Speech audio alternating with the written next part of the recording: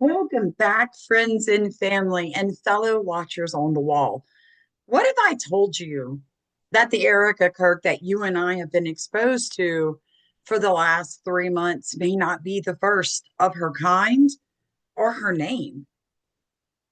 What if I told you that Turning Point USA is doing a stellar job trying to deny that they are a Christian nationalist group? Or that Orem, Utah, where Charlie Kirk was assassinated, is extremely sus for several reasons, but mainly because of the genetic and DNA work that that part of Utah and that university are known for. And what if I said we're going to take a page out of Erica Kirk's book today, and we're going to say that there are no coincidences? Now, having said that, you and I both know that Charlie Kirk was important. But here recently, I think everybody can agree, Erica has literally stolen the show, the stage, the whole thing, right? She's got it all. And we have repeatedly discussed Erica Kirk's connections to Masons, Jesuits, as well as the occult and Mormons. We've talked about how Turning Point USA is going to be used, is being used to create an army in the name of Charlie Kirk, a Christian nationalist army of young people. Now, one of the most intriguing things for me is realizing that Florida and Governor Ron DeSantis has decided that every high school must have a Turning Point chapter. Wait till I show you what else I found out about Florida. Now, as I pull this up, my name is Samantha. I am, just like you guys, right? Just another person seeing all of this and realizing that there was more to it when Erica said, hey, you know, there are no coincidences. I took her at her word. So let me hold on, you guys.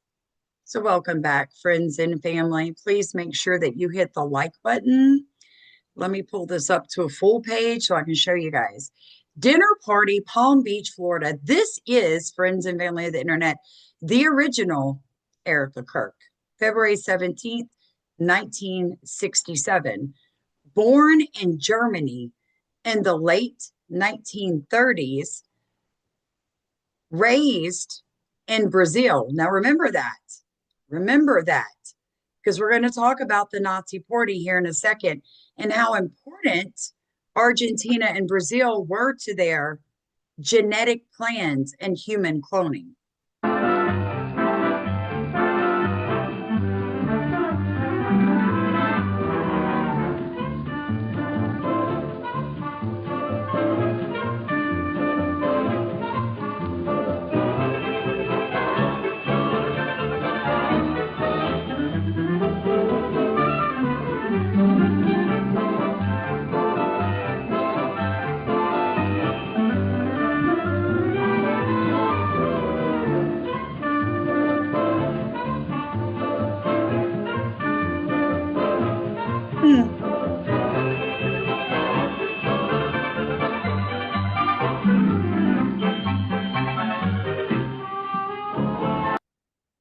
Yes, that was a past governor of Florida.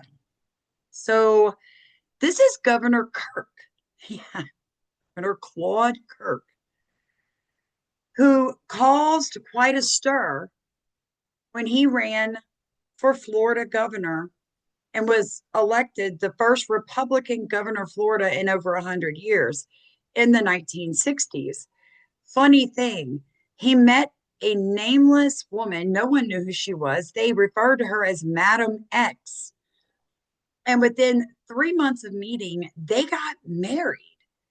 Now, her name was Erica Matfield, a German national from Brazil, right? From Brazil, who recently had met Mr. Kirk on a blind date when he visited South America on business. Now, everybody knows Florida has a serious drug and human trafficking problem, but it goes back 70, 80 years. It's not a new problem, right? All right. I just want to let you guys know that this this woman, First Lady of Florida to Governor Claude Kirk from 1967 to 1971, she died at 88 in West Palm Beach. She was preceded in death by her husband, who died in 2011. Now, before this lovely lady, this is her reading books to her children, who have we seen using that same thing, reading books over the, you know, voice box to the kids. You guys know what I'm saying. Erica Kirk was born Erica Kirk Matfield on July 7th, 1934 in Bremen, Germany. All right. Her mother died of tuberculosis when she was only 2, and she was sent to live elsewhere.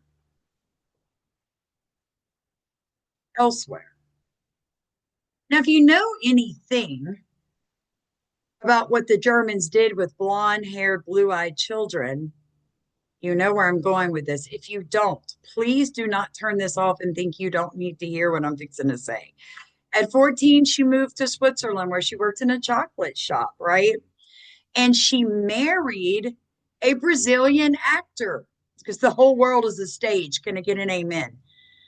Eventually, she got divorced. This is her as she's older. She has an arranged blind date with the future governor. She meets him. They get married. She moves to the U.S. She did not speak a word of English. And she had some kind of stomach bug, so she spent the night of the election, the governor election, in the hospital. This is her. Now look at her closely and tell me if she does not resemble someone else we know. By the way, when Miss Erica Kirk got married, she wore a black and white gown. Masonic symbols, anyone?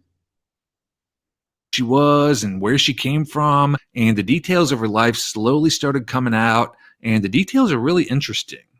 So it turned out her name was Erica Matfeld, and she was born in Germany in 1934, and then she moved to Brazil. And before Claude Kirk, she was married to an actor named Carlos Dolabella. And she worked as some sort of model or actress, although she doesn't really have any credits to her name. There's kind of like a mystery about how she ended up in Brazil and what she was doing there. I'll talk a bit about that later in the video. But anyway, she divorced this actor and remained in Rio de Janeiro, and that was where she met Claude Kirk.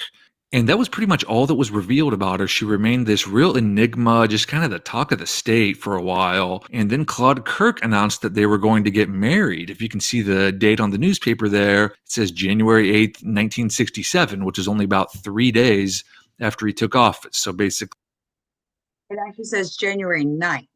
He showed up to the inauguration ball with this mysterious woman, caused a big stir and a big commotion, and then announced he was marrying her, and the wedding happened a short while later. It was a really massive deal. President Nixon attended, and Erica Kirk was basically just this sensation in Florida while Claude Kirk was governor. She was constantly talked about in the press. She really just kind of turned into a big celebrity, and she always kept sort of a low profile. And so there was a lot of mystery surrounding her and their relationship. There was all these articles about how she'd gone from working as a waitress in Germany to becoming the first lady of Florida.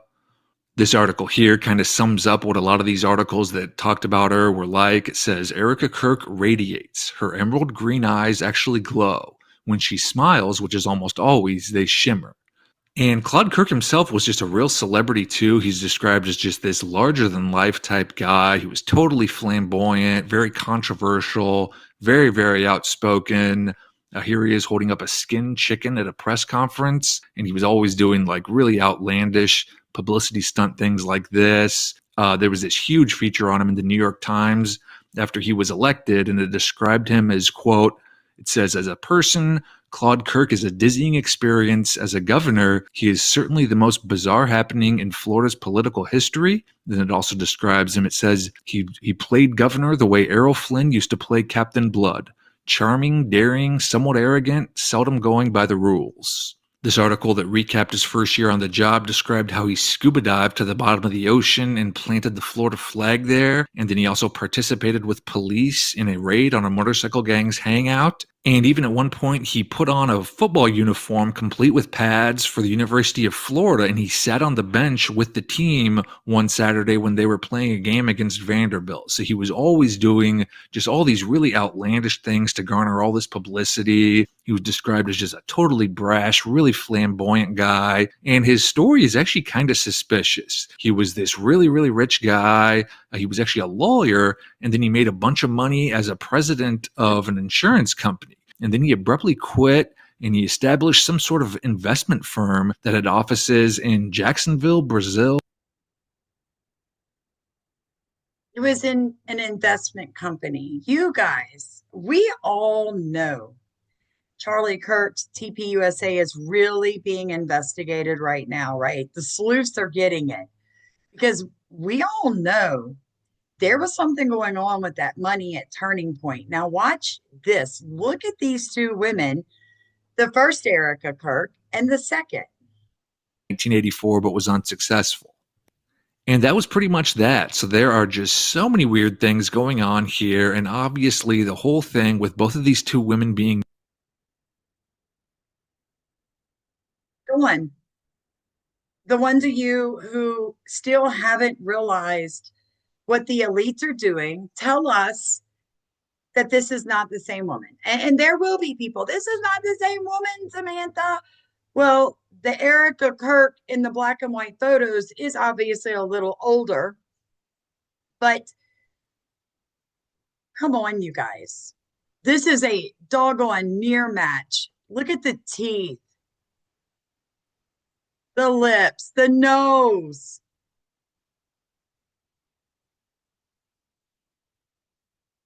This, come on, you guys, come Named on. Erica Kirk, and both looking identical to each other, both being in the limelight. I mean, it is really strange, very, very odd. And Charlie Kirk honestly looks like a younger version of Claude Kirk. They definitely had the same, like, very distinct nose, same facial features. Claude Kirk is much heavier, probably at least about 100 pounds heavier, and he's about 15 years older than Charlie Kirk as well. So the Erica Kirk one is just identical.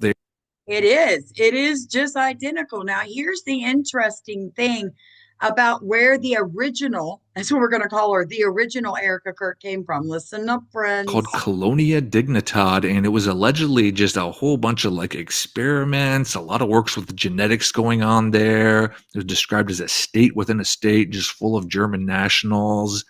And I've mentioned this movie, Boys from Brazil, a number of times in videos I've made. The plot of the movie is that the bunch of Nazis who went underground in South America are creating a bunch of human clones using Adolf Hitler's DNA in the hope. Now, keep that in mind. In Brazil, underground. Now, for the ones of you that are watching because you love me and we've been around with each other for a while, and you're like, okay, Sam, I really don't believe Erica Kirk II is from the original.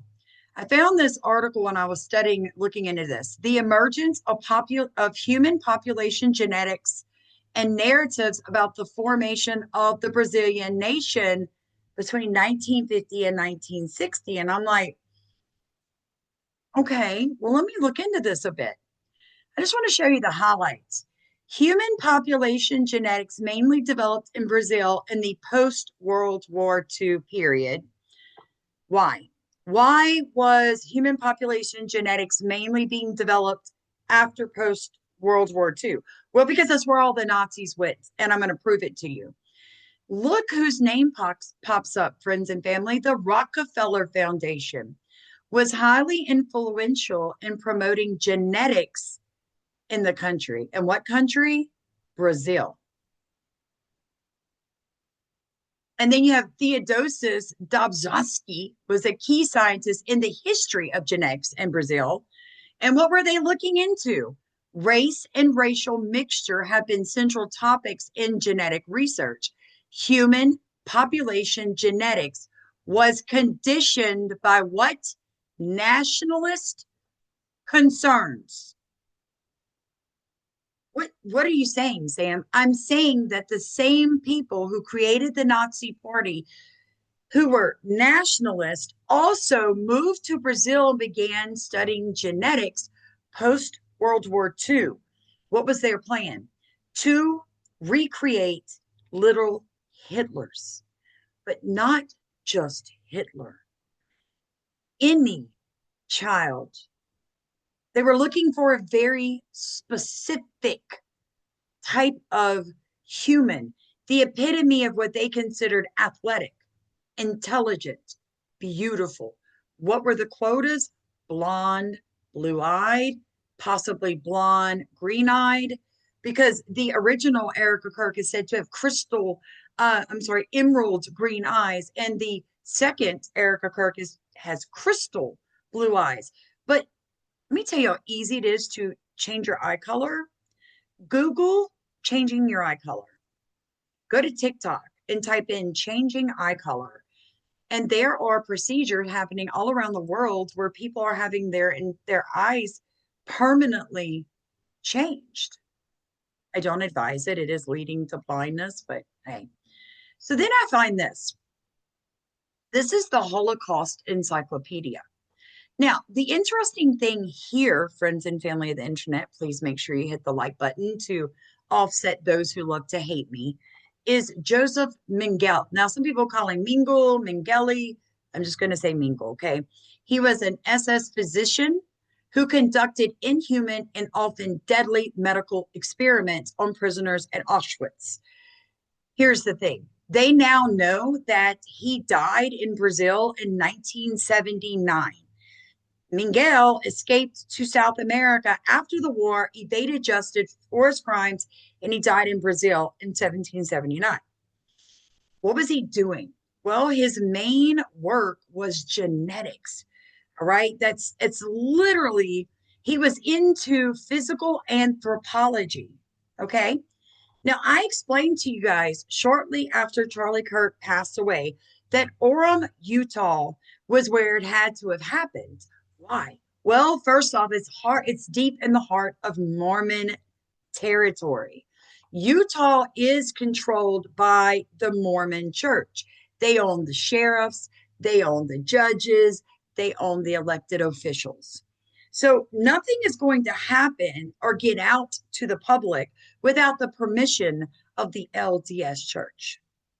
You know, Latter-day Saints, but I'm going to call them Mormons because they just tried to rebrand to get away from who they really were.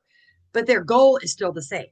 Their goal is to end up in the White House with total control of America to create a religious theocracy where religion controls America, not the Constitution. You should be shivering in your undies, all right? Because it's demonic for that to happen. Now, Orem, Utah, UVU, the Utah Valley University, where Charlie Kirk was assassinated, friends and family of the internet, has a tremendous anthropology. It's department. Like there's so much going on there. And anthropology is the study, several things, the study of, civilizations. It's the study of, agriculture that went with civilizations, architecture that went with civilizations, customs of civilizations, but genetics. It is really deep into hereditary biology and racial hygiene. Now, here is the thing, okay?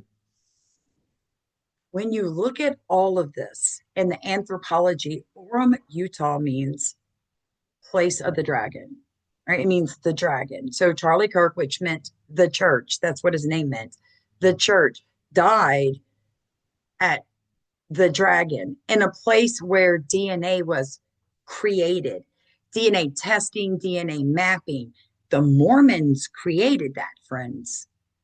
So Mengele did not actively support far-right Nazi party before it came to power, right?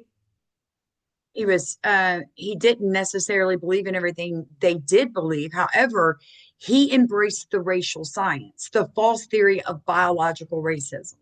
He believed that Germans were biologically different from and superior to members of every other race. This theory was a fundamental tenet of Nazi ideology. The Nazi German regime used racial science to justify the forced sterilization of persons with certain physical or mental diseases or physical deformities. And that's where you get the Nuremberg race laws, which outlaw marriage between Germans and Jewish, Black, or Romania peoples. But it was all based on something called racial science. Now, I am 1% Romania. I am 1% Gypsy, right? I am 6% Black. So, of course, they would have forced sterilized me if this was, still going on. And I do, and I'm not going to say I don't believe it. It isn't still going on because it is. Just to show you guys, he did a lot of work with twins. All right. There was something else. Here it is. It says that he was authorized and did authorize German biomedical researchers to conduct unethical and lethal human experiments in the concentration camps. Auschwitz provided prisoners for human experiments conducted at various other camps. It also served as a site of a variety of human experiments, and this is because the number of prisoners sent there was over 1.3 million. Now, here's some things a lot of people don't know, but Karl Klogberg, a noted specialist in the treatment of infertility, worked there. Horst Schumann, who gassed thousands of patients with disabilities at the Nazi euthanasia program, worked there. Physician Helmut Vetter, who conducted drug trials for the Bayer Company. A lot of people don't know that, but it's true. The Bayer Company, they created aspirin through what happened there. Now, some of the experiments that they were working on was testing methods to mass sterilize. Testing, let me say it one more time for those sitting in the back of the bus that aren't listening. Testing methods of mass sterilization. We know for a fact that if you look at birth rates across all countries, that fertility has gone down drastically, right? They were figuring out how to do that back in the 1930s. Inflicting wounds on prisoners or infecting them with diseases to study side effects and then test treatments. Conducting unnecessary surgeries and procedures on patients for research purposes to train medical professionals. Murdering and then dissecting prisoners for anthropological and medical research. His goal, right, was simply to look at DNA.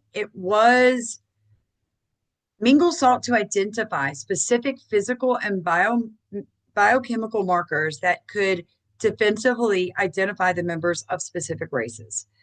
Mengele and his colleagues believed that finding such markers was vitally important to preserving the supposed racial superiority of German people.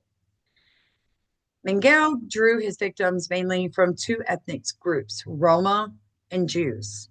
So I am not a Jew, but I am a very distant relative to Roma. These groups were of particular interest to biomedical researchers in Nazi Germany. They considered us to be subhuman and to pose a threat to the German race. For this reason, Nazi scientists did not consider medical ethics to apply to members of these groups. So we didn't need anesthesia. We weren't worth it. More than 20,000 Roma were imprisoned there, and hundreds of thousands of Jews arrived on transport. Now, just so people know, like I said, he was very much into hereditary rather than because of the conditions of the camp. He worked on a lot of twins because he was looking at the human genetic research. I don't want to read what he did to the Jews, but I will put this for you guys. Everything will be in description of the video. But it tells you how he got away and how he ended up in Argentina. By 1956, Mengele was established in Argentina and felt so safe that he obtained Argentinian citizenship as Josef Mengele. In 1959, however, he learned that West Germany prosecutors knew he was there and was seeking his arrest. So he immigrated to Paraguay and obtained citizenship there. Now, this is where it gets very interesting because there was a book and then later there was a movie that was written and it was called and then created into a movie called The Boys of Brazil, and it starts off with this young man chasing these men around a place called Paraguay, right? And you find out later in the movie that this is post World War II, and there are a lot of Germans in South America, and they're all war criminals. So there's this Mr. Lieberman. He's like the star of the book. He's the main actor in the book and the movie, and he's a Nazi hunter. Now, Mengele, Josef Mengele, is portrayed in the book and the movie. And what is he doing? His goal is to kill 96, I think, or might have been 98, 60 plus year old people. He was going to murder them. They were all civil servants, civil servants in Canada, Europe, and America.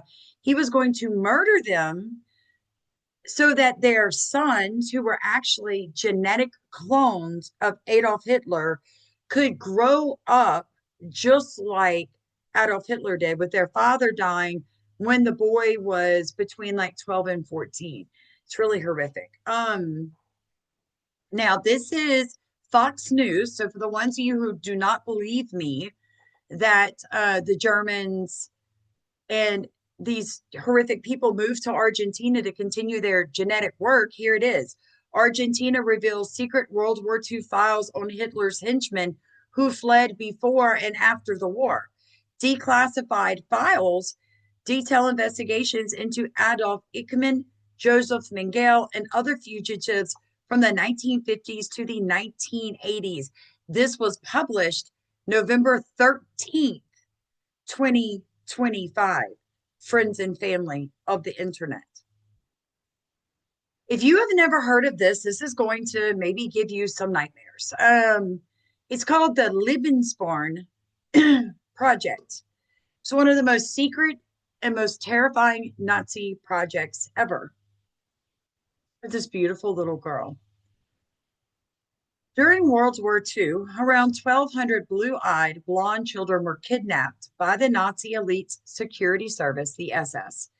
These children were kidnapped as part of the Nazis' grand plan to create a super Aryan race.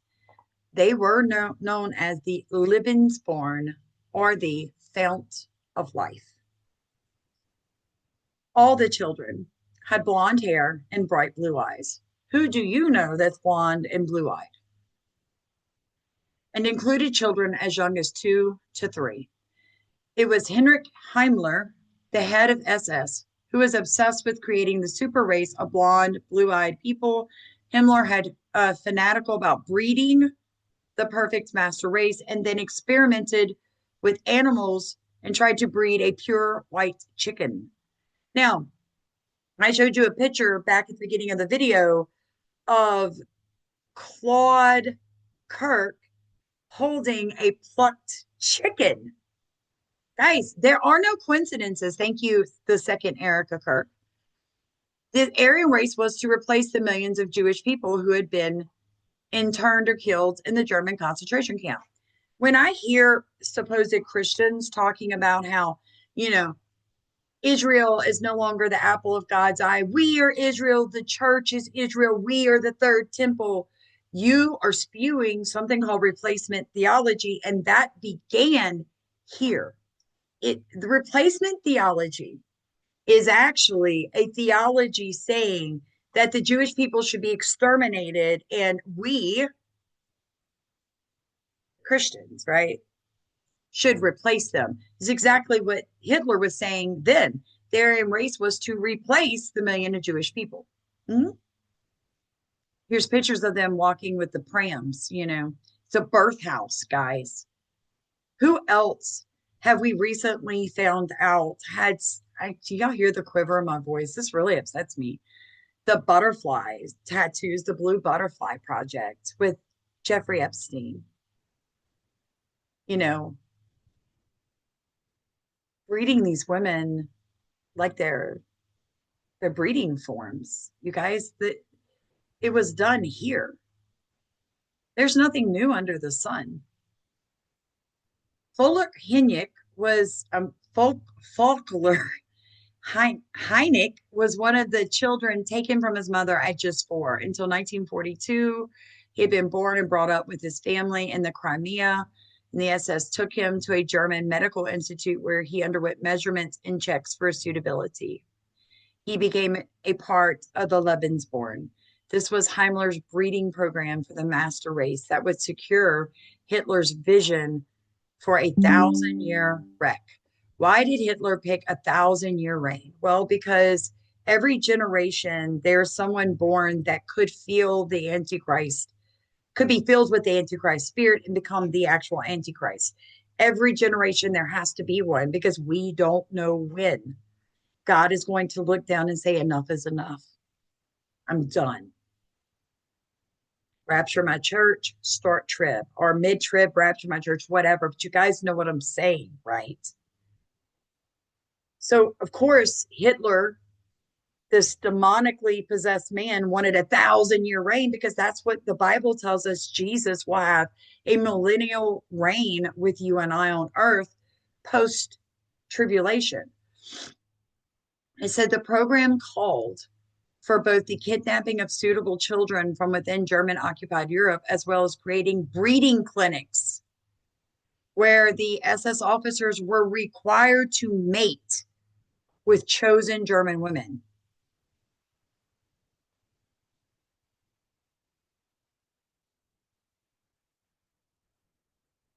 Those born into the Lebensborn were baptized at a special SS ceremony where they were bound to Nazi ideology for life.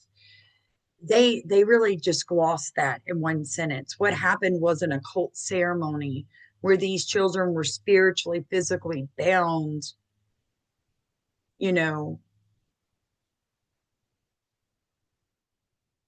The children and their mothers were treated like royalty. They were given the finest accommodation, homes, food, and clothing. Children were without families, were housed in special orphanages, and then given to rich Nazi families to bring up. Christening of a Lebensborn child.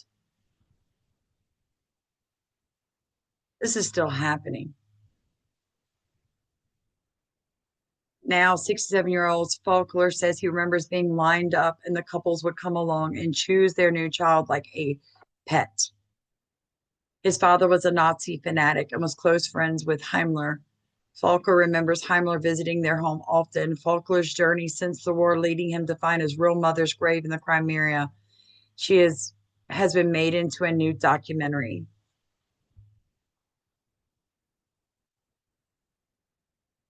After the war, the Lebensborn were persecuted, with their mothers labeled German horrors, and the Norwegian government even attempted to deport thousands to Australia to get rid of them. So you see how this was sent all around the world. Look at this. Christening a baby into the occult. But they thought what they were doing was Christian.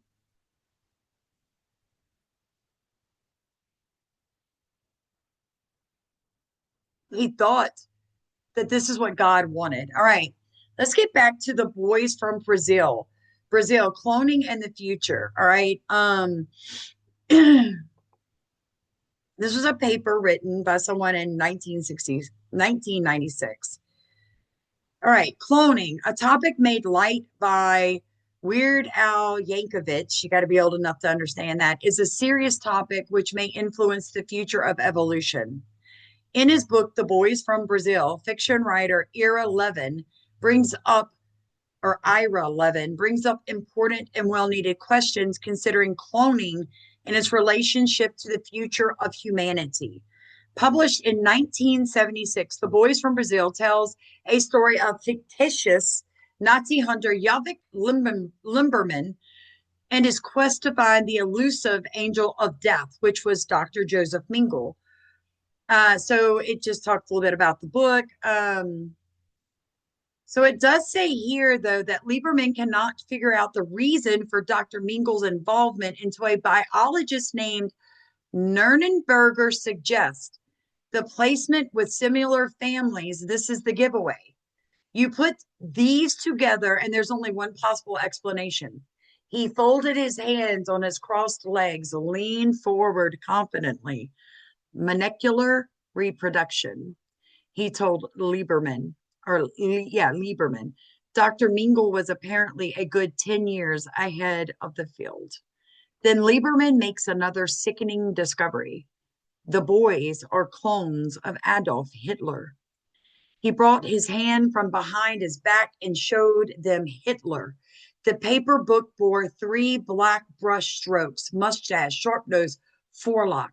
Lieberman said his father was a civil servant, a custom officer. He was 52 when the boy was born. The mother was 29.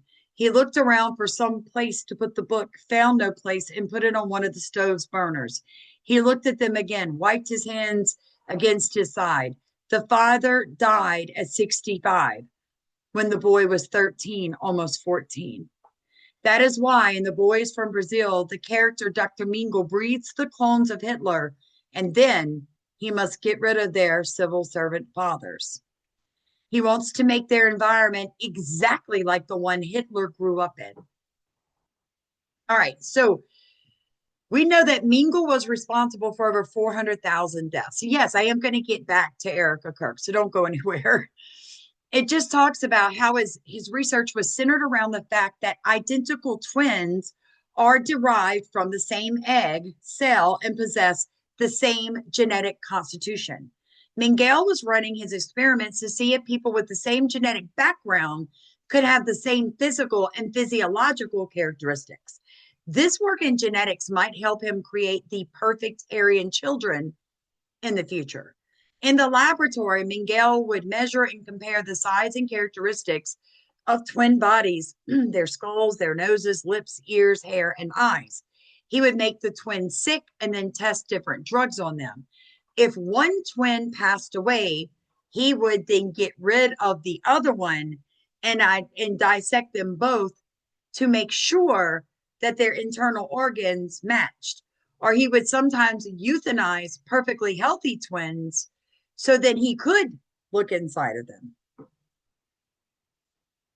not going to talk about the gypsy twins. I don't want to talk about all of that, but you guys can go and read this. I will make sure it's there for you. But the thing about it is the reason they say that we can't clone has got something to do with the way that a woman's egg is. So let me find that real fast for you guys, because you guys are going to want to hear this. If you're still here, it's because you're like me and you kind of want everything. I may have closed it out. But it had to do with they say that there are actually no clones. They claim there are no perfect clones, human clones, because of stomata. I think that's the word. 2 methods of molecular reproduction cloning are currently known. The first method, called nuclear transplant method, uses donor body cells such as skin cells. Then by using radiation and delicate surgery, the nucleus of an egg cell is destroyed, leaving the body of the egg cell unharmed. The egg cell is now inoculated cell. A nucleus from a body cell from the person being cloned is then put into that egg. Now the egg has 46 chromosomes. It's a nucleus, just like a naturally fertilized egg, and the egg will begin to multiply and divide. Okay. So they're figuring out ways to create clones with cells without sperm. They're using the donor's own body cells, radiating it by destroying the protective coats and then recreating with their version of life. Because, Satan can't create. He has to imitate. And then it says the cell is then surgically implanted into a surrogate mother's womb. The newborn child will have the same set of chromosomes and genes as the donor, exactly like the boys from Brazil. The second type of cloning is embryonic cloning. In embryonic cloning, a developing embryo is flushed from the mother. Then the embryo is divided into several individual cells. Each individual cell is then cultured into a new embryo. Finally, each embryo is then transplanted into another surrogate mother who will later give birth to the embryonic clone.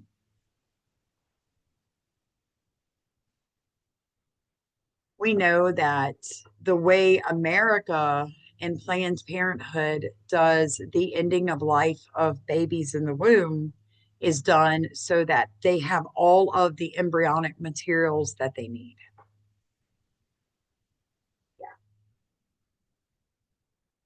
No one known to the scientific community has presented evidence of the successful cloning of any human.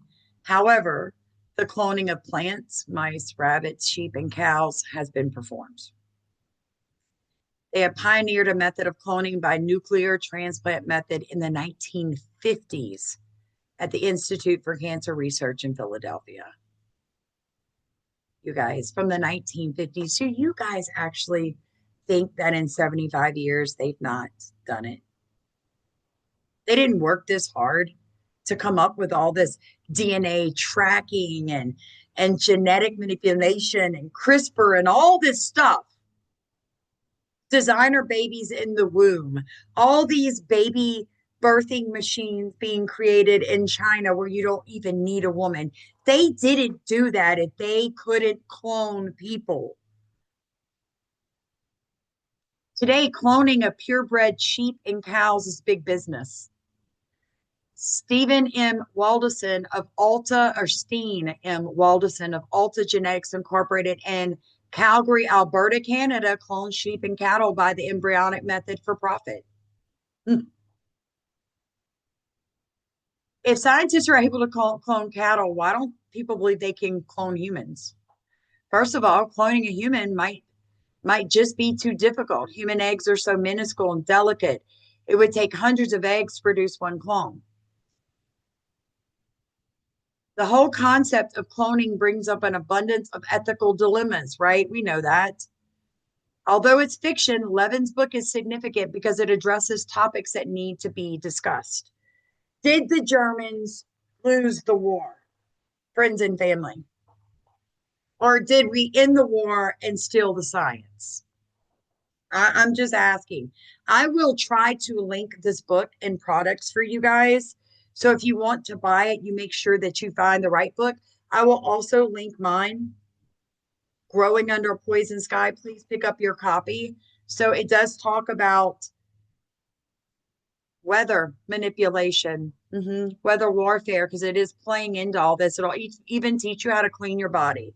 Now listen to this. Cloning in South America. It is believed that many Nazis escaped during the end of World War II to friendly South American countries, including Brazil and Argentina. However, it is what happened after these Nazis escaped to South America that piques the interest of historian fans. It is believed the Nazis continue to drive their anti-Semitic beliefs, experiments, and propaganda. One belief is that famous Nazi war criminal Josef Mengele escaped to a remote Brazilian village and began doing his experiments once again. His goal was to create and develop his own version of the Aryan race. Mengele was obsessed with twins and would experiment during the Nazi reign. Studies have said the twin birth rate in the region is around 10%. Interestingly enough, though, it is believed twin rates barely changed from 1959 to the time the Angel of Death Nazi doctor was there. Do you think this evil Nazi doctor built a town full of twins? Believable truths.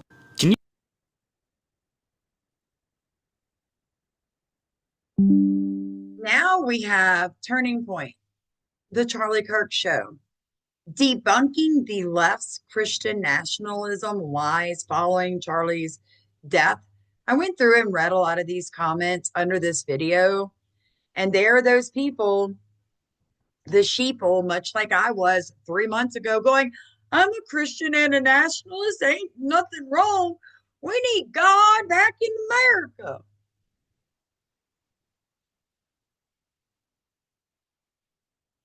Listen what they say. It's not just the left screaming Christian nationalism. The real Christians are standing up saying, we don't want this, right, guys?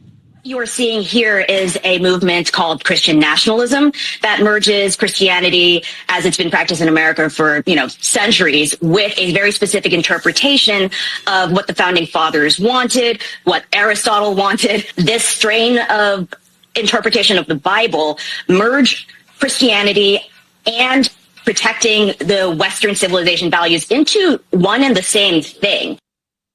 All right, so that's Tina Nguyen from Verge. I think she's with The Verge. She was with Puck. She's been with Political. I've actually known her for a long time. She's always been very nice to me and a stand-up operator.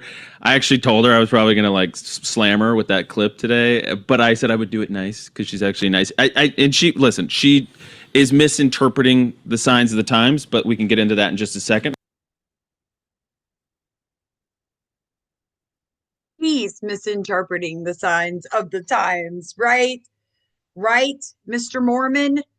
Because please don't get it twisted.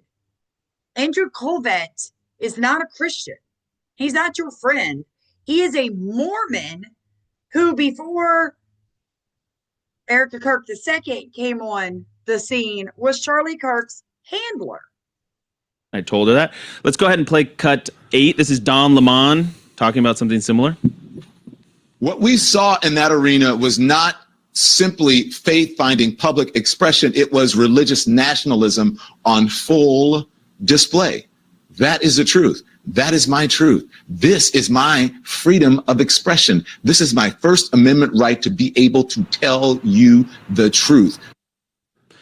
Mark, is that the truth? So our nation is founded on rights. We are told that those rights come not from government, they come from God, and that God has authority over government, and that all America is a sovereign nation. We have a Bill of Rights. Yes, our forefathers used Christian ideals to give you those rights. But in America, and I know some of you are going to be very upset when I say this, it is not how I believe, but legally speaking, the Constitution and the Bill of Rights is what gives you freedoms in America. Now, it does say that we have God-given rights in those documents. But if you remove the Constitution and the Bill of Rights, people like Pastor Mark Driscoll would become religious demons. How do you know that, Sam? I know that because I shared a video, a short, yesterday of a fire dancer at the Renaissance Festival that I went to with my family. And someone says, this is not a good look for this channel. I said, I really cannot detest religious demons. So I'm not supposed to watch people juggle fire, spin fire, put fire out in their mouth, swallow swords, ride horses in chainmail, jousting. I'm not supposed to enjoy anything in life because you may find it offensive. This is the problem with the national Christian nationalism, the Seven Mountain Mandate. Who's going to say what we can and cannot do? You better be careful. It's not going to end up the way most of these people that are proponents of this will think it's going to. So this man right here, Pastor Mark Driscoll, has had multiple scandals in his life.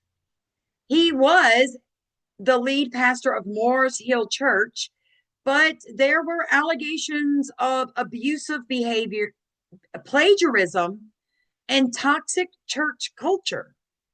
He wrote a book called A Call to Resurgence, and he's faced numerous accusations that he plagiarized.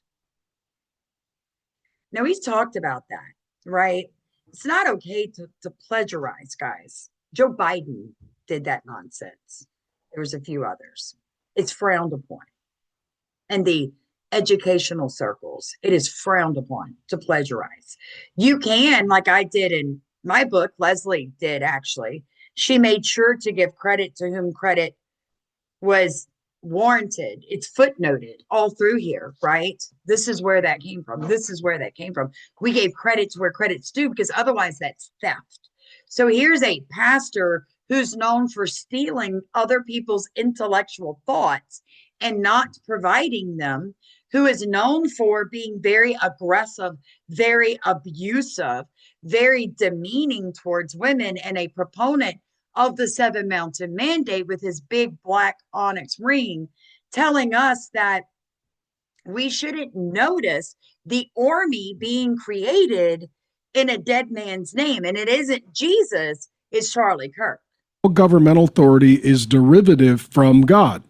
The question then is, I don't like listening to people who twist theology. Times and places in which we live.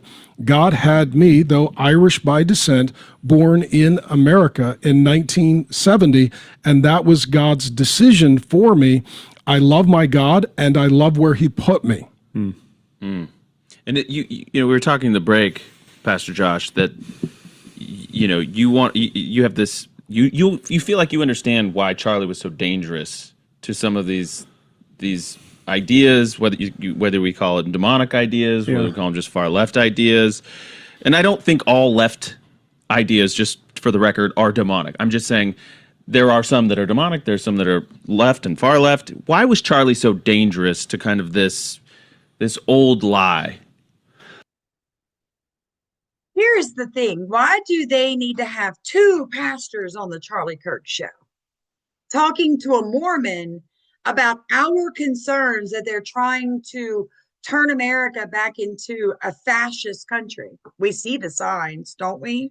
All of us, the left and the right. We see the signs. We know what they're doing. We see it. But they aren't addressing the elephant in the room, either of these pastors.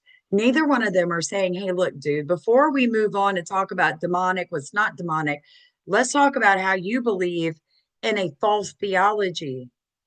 But they don't do that, do they? So you know what? Both those pastors are fake. So I wanted to share this. I know it's a lot, but I miss you guys so much. I just want to give a shout out to the amazing person that put in comments that, Sam, you've got to go look up Florida's old governor, Claude Kirk, because there was a previous Erica Kirk. Thank you. We're learning together. I read everyone's comments. Have a little grace for me. But please understand, I am my own person, and I thoroughly, wonderfully enjoy life. So if you can't stand to watch some fire be spun around because that somehow is going to just burn through your retinas and send you straight to hell, then you do you, boo.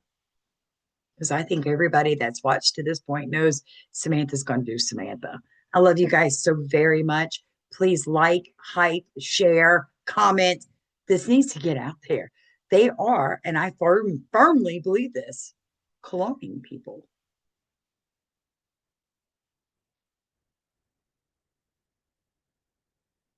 Proof's in the pudding. I will link everything I discussed for you guys, both videos and articles, and I'll link the books and products. Take a look at that. I love you guys so much. Be blessed. I'll see you tomorrow.